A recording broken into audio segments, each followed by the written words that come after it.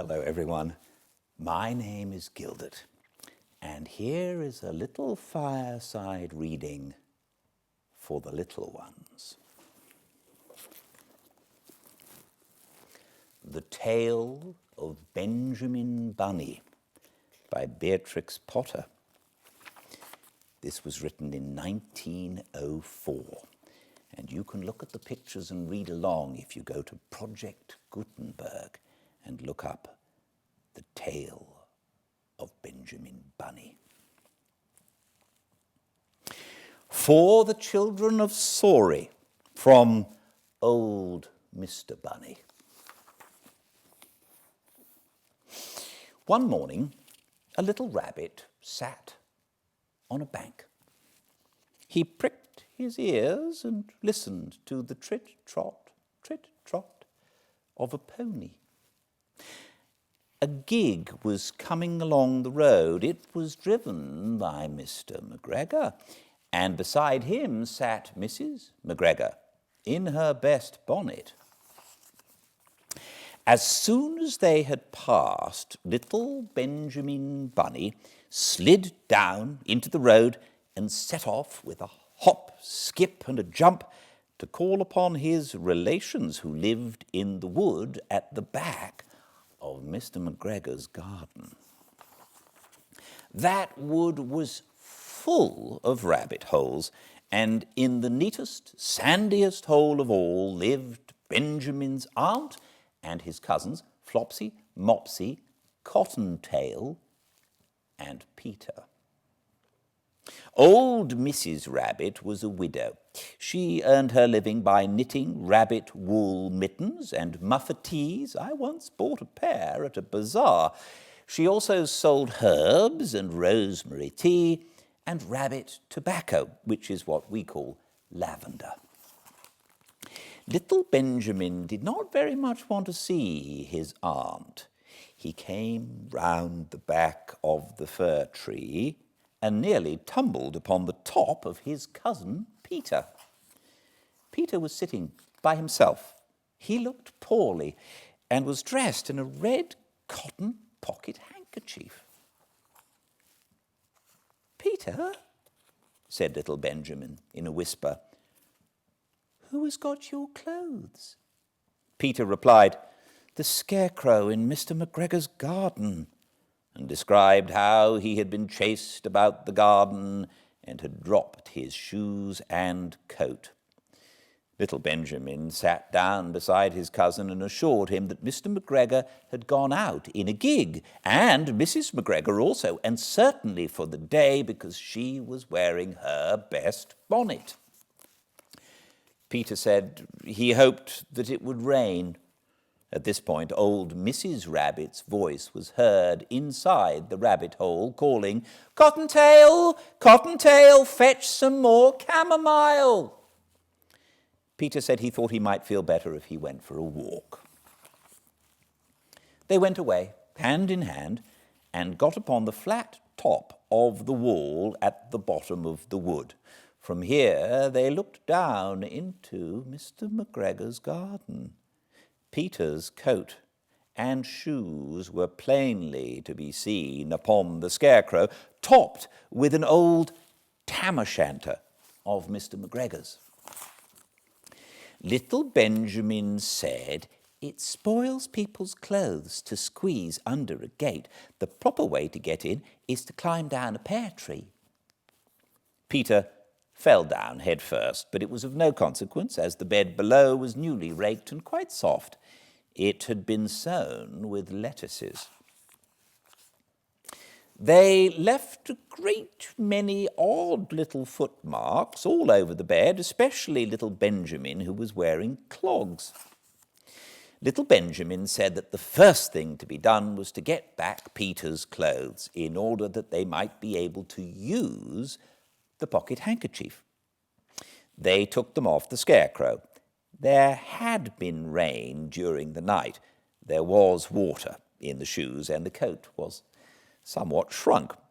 Benjamin tried on the tam-o'-shanter, but it was too big for him. Then he suggested that they should fill the pocket handkerchief with onions as a little present for his aunt. Peter did not seem to be enjoying himself. He kept on hearing noises. Benjamin, on the contrary, was perfectly at home and ate a lettuce leaf. He said that he was in the habit of coming to the garden with his father to get lettuces for their Sunday dinner. The name of little Benjamin's papa was old Mr. Benjamin Bunny. The lettuces certainly were very fine. Peter did not eat anything. He said he should like to go home. Presently he dropped half the onions. Little Benjamin said that it was not possible to get back up the pear tree with a load of vegetables. He led the way boldly towards the other end of the garden. They went along a little walk on planks under a sunny red brick wall. The mice sat on their doorsteps, cracking cherry stones. They winked at Peter Rabbit and little Benjamin Bunny. Presently Peter let the pocket handkerchief go again. They got amongst flower pots and frames and tubs. Peter heard noises worse than ever. His eyes were as big as lollipops. He was a step or two in front of his cousin when he suddenly stopped. This is what those little rabbits saw round that corner.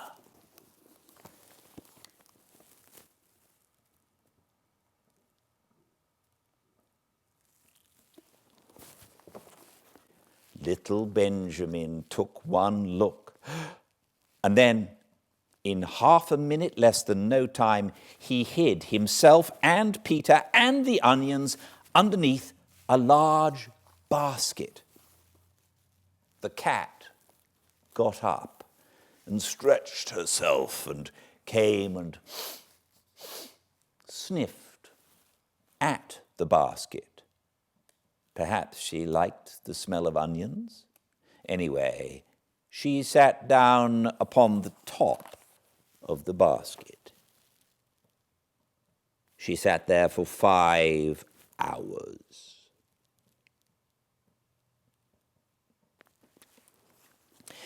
I cannot draw you a picture of Benjamin and Peter underneath the basket because it was quite dark, and because the smell of onions was fearful, it made Peter Rabbit and Benjamin Bunny cry.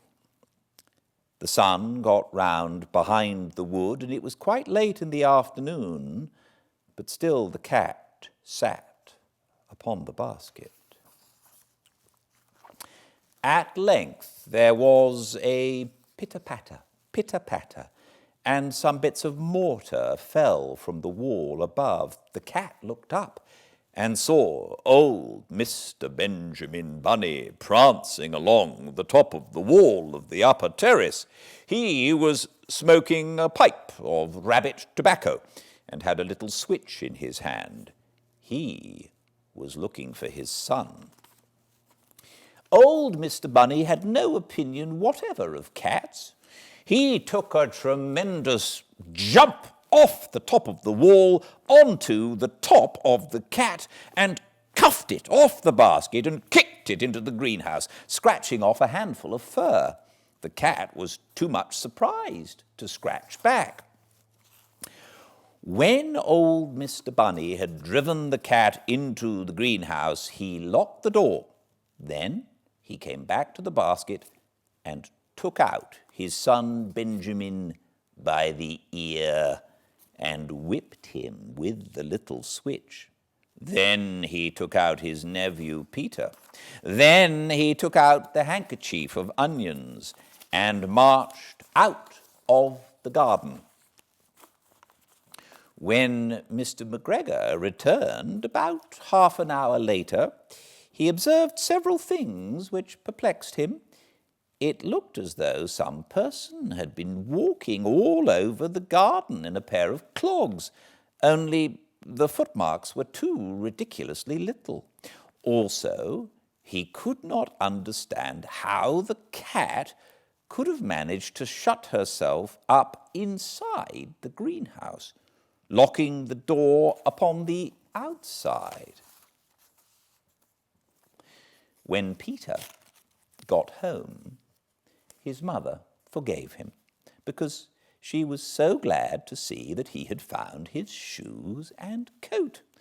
Cottontail and Peter folded up the pocket handkerchief, and old Mrs. Rabbit strung up the onions and hung them from the kitchen ceiling with the bunches of herbs and the rabbit tobacco. The end. Thank you so much for joining me. I look forward to seeing you another time for another children's story in front of the fire. Bye-bye.